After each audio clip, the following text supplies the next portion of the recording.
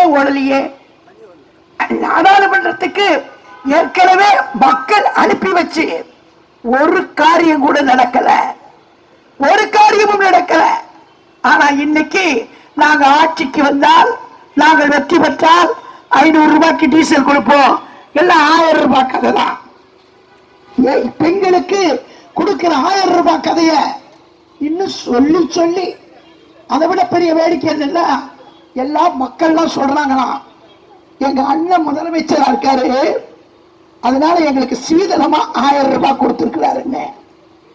அண்ணன் முதலமைச்சரா இருக்காரா, அதனால அண்ணன் சீதனம் கொடுத்திருக்காரா தங்கச்சிக்கு. நான் ஸ்டாலினை பார்த்து கேட்கிறேன், வா ஒரு நாளைக்கு ஏதாவது ஒரு இடத்துக்கு போவோம், நீ 1000 ரூபாய் அனுப்பு, காலையில கொடுக்கிற 1000 ரூபாய் சாயங்காலம் எங்க போகுதுன்னு நான் காட்டுறேன், எங்க போகுதுன்னு காட்டுறேன். அந்த 1000 ரூபாய் எங்க போகுதுன்னா டாஸ்மாக்கு தான் போகுது. இந்த 1000 ரூபாயை இப்படி கொடுத்து இப்படி வாங்கிட்டீங்க.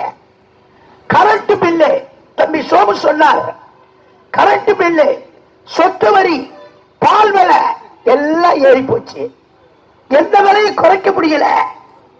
அதை விட பெரிய வேடிக்கை என்னன்னா, இங்க சாதாரணமா ஒரு பழம் விலை ஏறி போச்சுன்னு வச்சுக்குவோம், ஒரு ஆப்பிள் பழம் இல்லைன்னா மாதுளம் பழம் ஏறி போயிருக்குன்னு வச்சுக்குவோம். யாராவது பொதுமக்கள் போய் என்னப்பா தலைவரை எல்லாம் ஏறி போச்சுன்னு கேட்டா, இந்த ஆப்பிள் பழம் ஏறுறதுக்கு காரணம் நாங்க இல்ல, எல்லாம் ஒன்றிய அரசு தான். பழைய தூக்கி போட்டு இவங்க தப்பிச்சிட்டு இருக்கிறாங்க.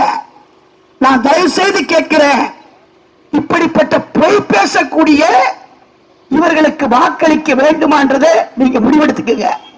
யாருக்கு வேணாலும் போடுங்க, எங்களுக்கு அதை பத்தி கவலை இல்லை. ஆனா ஓட்டு போடுறதுக்கு முன்னாடி இன்னொரு தடவை இந்த தீய சக்திகளுக்கு ஓட்டு போட்டாதீங்க. போட்டீங்கன்னா நீங்க தான் கஷ்டப்படணும், நீங்க தான் கஷ்டப்படணும். இப்ப கஷ்டப்பட்டுக்கிட்டு இருக்கிறீங்க, இந்த கஷ்டத்தை இன்னும் அதிகமாக்க போறீங்கன்னு அர்த்தம். தயவு செய்து ஓட்டு போறதுக்கு முன்னாடி நல்லா யோசிச்சு பாருங்க. இப்ப பாத்தீங்கன்னா எங்க போனாலும் ஒரு மந்திரிய கூட பொதுமக்கள் விட்டு வைக்கல, ஒரு மந்திரிய கூட. முதலமைச்சரையே ஒரு அம்மா கேக்குது, முதலமைச்சரையே ஒரு அம்மா கேக்குது, பக்கத்துல போய் நின்று எனக்கு 1000 ரூபாய் வரலையே, 1000 ரூபாய் வரலையே.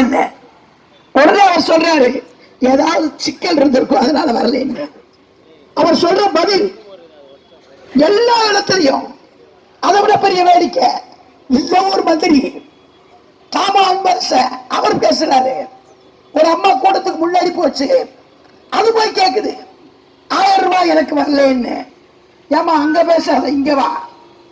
எல்லாம் கேள்வி கேட்க ஆரம்பிச்சுட்டாங்க, எல்லாருமே கேள்வி கேட்க ஆரம்பிச்சுட்டாங்க. நான் வாட்ஸ்அப்ல பார்த்தேன், நேற்றுக்குதான்